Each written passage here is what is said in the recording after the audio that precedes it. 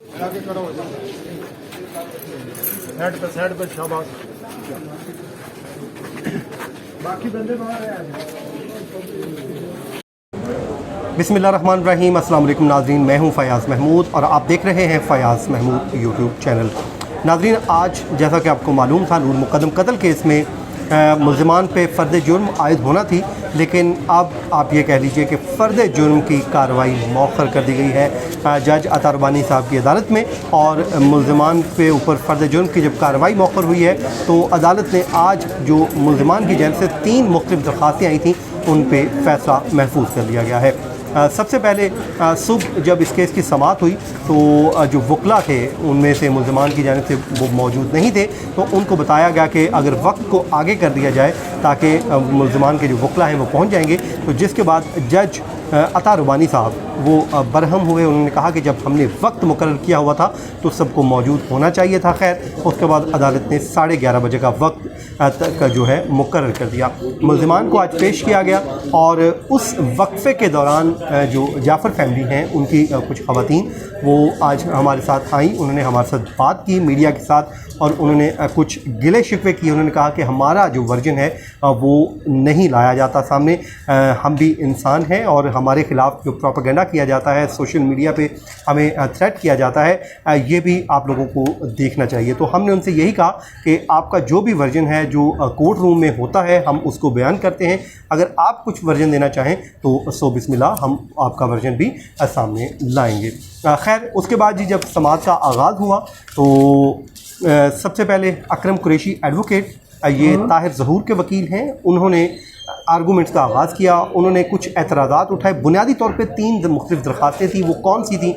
एक दरख्वास्त ये थी कि जो दरियाफ़तें हुई हैं इस केस के दरमियान, जो मुख्तलिफ़ लोगों ने जो बातें की हैं, उनको जो 161 की कुछ स्टेटमेंट सामने नहीं आई, हमें कुछ रिकॉर्ड फ्राहम नहीं किया गया, तो वो एक तो फ्राहम करने का हुक्म दिया जाए, क्योंकि फेयर ट्रायल मुल्ज़िमान का हक़ है और मुल्ज़िमान को ये राइट मिलना चाहिए कि चार्ज फ्रेम से पहले उन्हें मालूम हो कि उनके ऊपर क्या क्या एलिगेशंस हैं और उनके ऊपर जो लगे इल्ज़ामात हैं वो उनका दिफा करने के लिए उन डॉक्यूमेंट का जायज़ा ले सकें। जिसके बाद रिजवान अब्बासी एडवोकेट साहब, वो जाकिर जाफ़र के वकील थे, उन्होंने अदालत से मौक़िफ़ लिया कि मेरी 2 दरख्वास्तें हैं।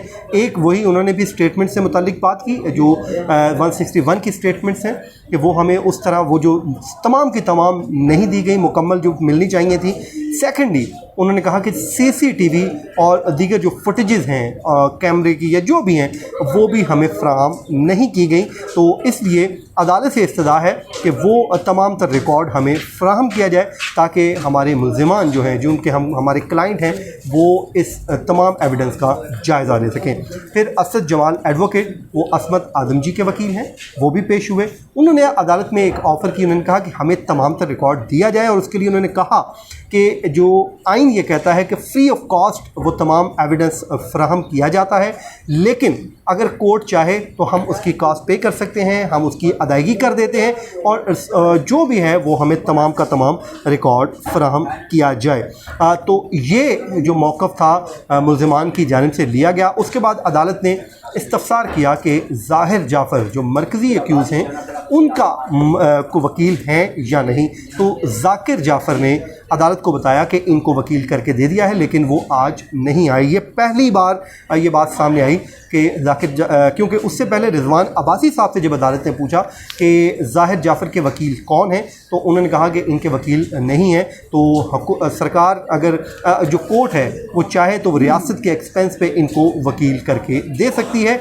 क्योंकि वालिदैन ने तो उनसे अबैंडन कर लिया है, ये वर्डिंग उन्होंने यूज़ की। लेकिन अगले ही मरहले में जाकिर जाफ़र ने ये बताया अदालत को कि नहीं, वकील हमने कर दिया है और इनके वकील आज पेश नहीं हुए। तो आज जब केस की समाअत ख़त्म हुई तो रोस्ट्रम पर ज़ाहिर जाफ़र आया और उसने कुछ स्टेटमेंट दी है, वो मैं आपके साथ शेयर करूंगा और उसके बाद जो बातें हुई वो मैं आपके साथ मज़ीद बताऊं। फिर जब इनकी मुकम्मल हो गया बयान और उसके बाद वहाँ पे कमरा अदालत में मौजूद शाह खावर एडवोकेट साहब जो शौकत मुक़द्दम साहब के वकील हैं, उन्होंने अपने आर्गूमेंट्स का आगाज़ किया और उन्होंने कहा कि नकूल जो हैं तमाम एविडेंस की तकसीम हो चुकी हैं, चार्ज फ्रेम की कार्रवाई के लिए आज मुकर्रर है। रही बात CCTV फुटेजेस की, तो वो सील है, और जो एक मरहला आया जब अदालत मुनासिब वक्त समझेगी तो उस वक्त उसको डी सील करके वो मुल्ज़िमान को फ्राहम करने का अहकामात दे सकती है। ये शाह खावर एडवोकेट साहब ने मौक़िफ़ अपनाया, और उसके बाद उन्होंने कहा कि कुछ USB हैं वो भी सील है, और दीगर जो ये वाला एविडेंस है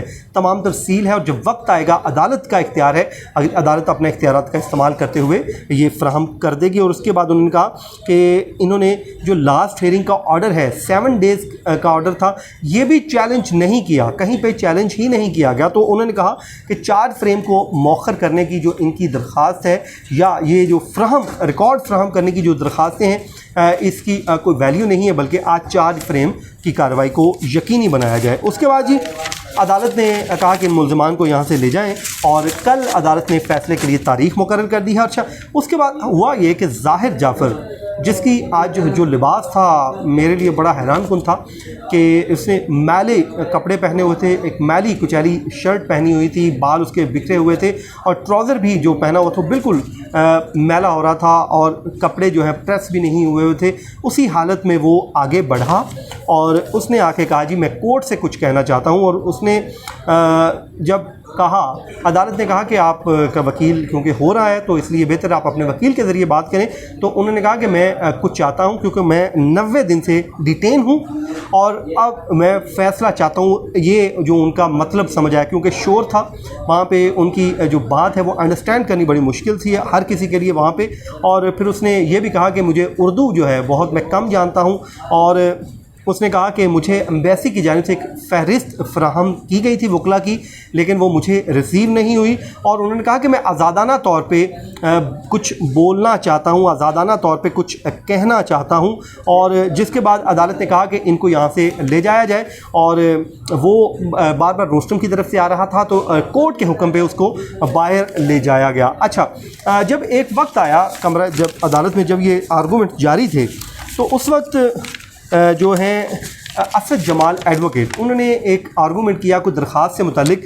तो जज साहब ने उनकी तौसीक़ की कि ऐसी बात नहीं हुई थी, मैंने अपनी कब्र में जाना है, जो बात आपने कहनी है करें, आप 20 दरख्वास्तें लेकर आएँ, मैं सुनूंगा। जिसके बाद असद जमाल एडवोकेट साहब को अपने अल्फाज वापस लेना पड़े। उन्होंने कहा कि मैं अपने अल्फाज वापस लेता हूँ, और यूँ उन्होंने जो बात वहाँ पे की। अच्छा, जज साहब ने ये कहा कि जी मैंने अपनी कब्र में जाना है, इसलिए आप मुझे ना बताएं, वो फ़ैसला होगा जो कानून के मुताबिक होगा। बाद में भी उन्होंने खैर इस पे बात की। उन्होंने कहा कि मैं इन दरख्वास्तों का समझता हूँ मतलब क्या है, ये क्यों आई, इसका मकसद भी जानता हूँ कि आज वाली ये दरख्वास्तें क्यों आई हैं। तो इसमें मैं कल फ़ैसला करूँगा, और उसके बाद बात होगी। फिर उसके बाद उन्होंने कहा कि जो 2 दरख्वास्तें हैं वो उसमें हाँ, एक उन्होंने बड़ी इंपॉर्टेंट बात की। उन्होंने कहा कि जो बातें आप कह रहे हैं कि आपके पास नहीं है, जब ज़मानत का केस है तब भी आप लोगों के पास ये थी, तो आज कह रहे हैं कि नहीं है। तो जिसके बाद ये जो केस है कल तक के लिए एडजर्न हो गया है। कल अब इस पर फ़ैसला होगा। अब फ़ैसला क्या होगा, वो जज अता रुबानी ने फ़ैसला महफूज कर लिया है। तो ये था जी नाज़रीन आज का हमारा वीलॉग। अपनी दुआओं में याद रखिए। मुझे दीजिए इजाज़त। अल्लाह हाफ़िज़।